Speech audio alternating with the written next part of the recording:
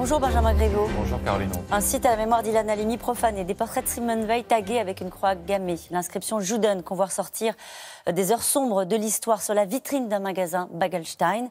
Il n'y a plus de limite? Vous avez oublié les tags antisémites dans le premier arrondissement.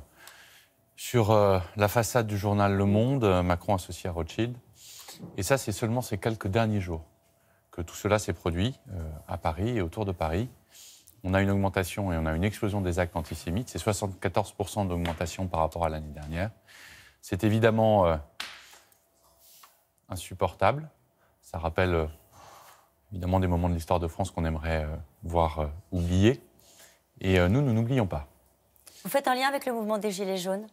Écoutez, moi, je ne veux pas faire de lien. Il y a des enquêtes qui sont en cours. Il faudra déterminer, trouver les auteurs. Mais ce que je veux dire aussi, c'est que ça se passe souvent en marge de ces cortèges où, on le sait, une part d'extrême gauche et une part d'extrême droite se mêlent, provoquent des violences, contestent l'autorité de la police, ne respectent pas les appels à manifester dans des cortèges, brûlent des voitures, pillent des commerces, etc., etc.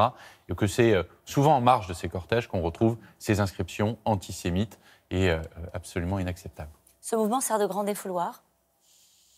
Écoutez, c'est... En tout cas, sur l'antisémitisme, il y a une libération de la parole, manifestement.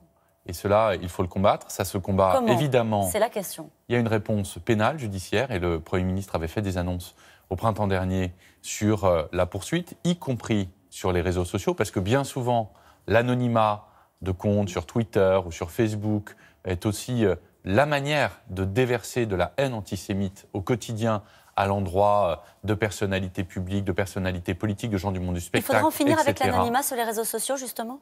Écoutez, l'anonymat, c'est... De quoi a-t-on peur quand on est anonyme? Si ce n'est de la propre haine qu'on déverse sur les réseaux. Eh bien, moi, en tout cas, je considère qu'il y a une part de responsabilité. Et ça s'exprime sur les réseaux sociaux, ça s'exprime parfois dans la rue. Il faut le combattre, y répondre de manière judiciaire, y répondre par la loi. Avec plus de fermeté, c'est ça que vous laissez entendre ce matin?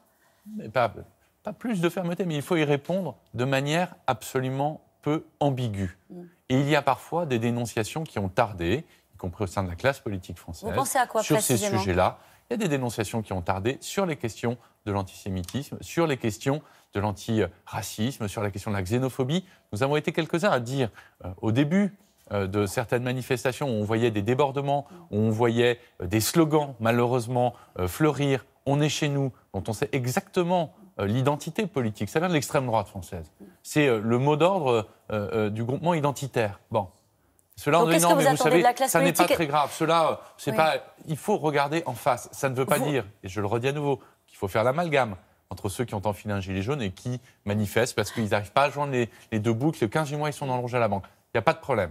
Mais qu'en revanche, ceux qui se livrent à des actes violents, ouvertement antisémites ou racistes, ceux-là doivent être poursuivis, fermement condamnés. Et puis ça se passe, pardon de le dire, à l'école.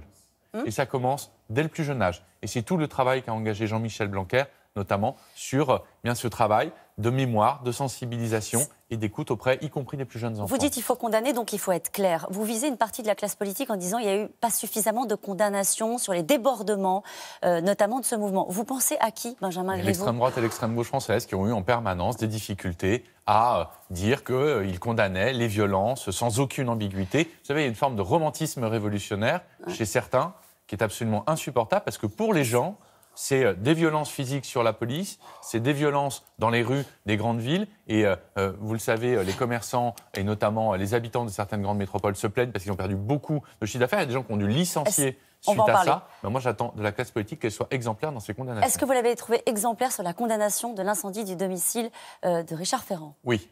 Bon. Et c'est heureux.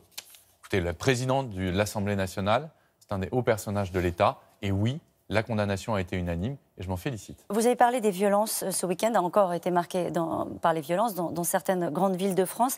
Les maires des grandes villes appellent à l'aide pour compenser le coût des dégradations et la mobilisation de leur personnel tous les week-ends. Ils demandent une réunion d'urgence au gouvernement. Que leur répondez-vous? Bon, il y a déjà 3 millions d'euros qui est une enveloppe qui a été débloquée par le Premier ministre. Ils sont reçus par ailleurs demain à Bercy, en présence du ministère de l'Intérieur et puis du ministre de la Cohésion des Territoires.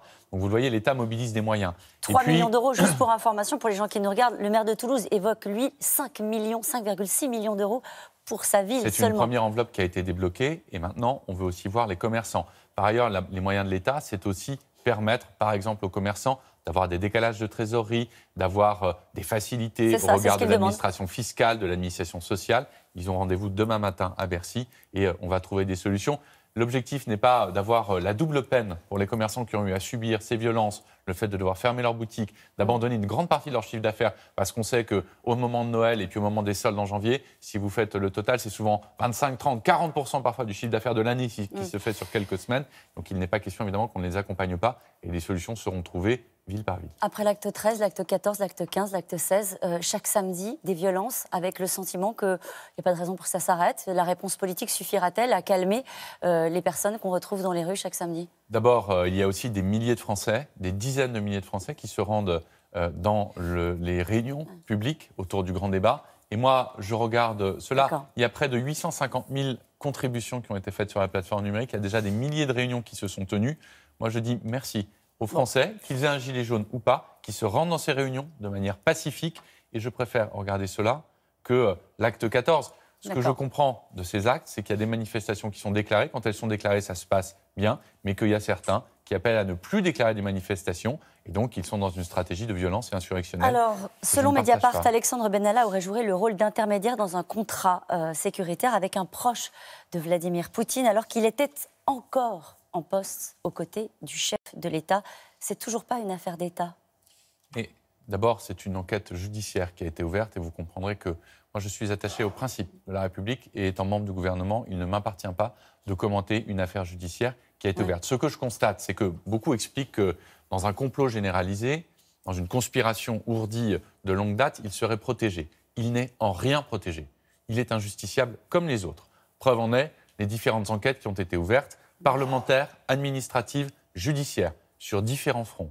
Ce que moi, en revanche, je peux vous dire, c'est que tout ce que j'entends, si c'est avéré, ça me consterne. C'est aux antipodes des valeurs que je porte, pour lesquelles je me bats depuis longtemps. Et j'espère que la vérité sera faite et que si les faits sont avérés, ils seront sévèrement punis. Le président pouvait ignorer ces négociations, dont certaines avaient lieu au siège même de La République En Marche? Vous avez plus de 900 collaborateurs à l'Élysée. Le président ne peut pas être derrière chacun de ses collaborateurs, savoir ce qui s'y passe. En revanche, c'est à la justice de déterminer. Et je compte sur l'enquête qui a été ouverte pour déterminer la réalité des faits. Vous découvrez à l'occasion de cette affaire la personnalité d'Alexandre Benalla? Oui. Vous êtes déçu? C'est pas le sujet de savoir si je suis déçu ou pas. Choqué? Je suis atterré, choqué. Et je le dis, le comportement qu'il a eu, et on a découvert les images à la place de la Contrescarpe le 1er mai, était inacceptable. Et les comportements qu'on découvre, s'ils sont avérés une nouvelle fois par l'enquête en cours, ce ne sont pas mes valeurs. Vous allez me dire que la démission d'Ismaël Emelien, conseiller spécial du président de la République, mis en cause dans l'affaire Benalla, n'a rien à voir avec ces dernières révélations?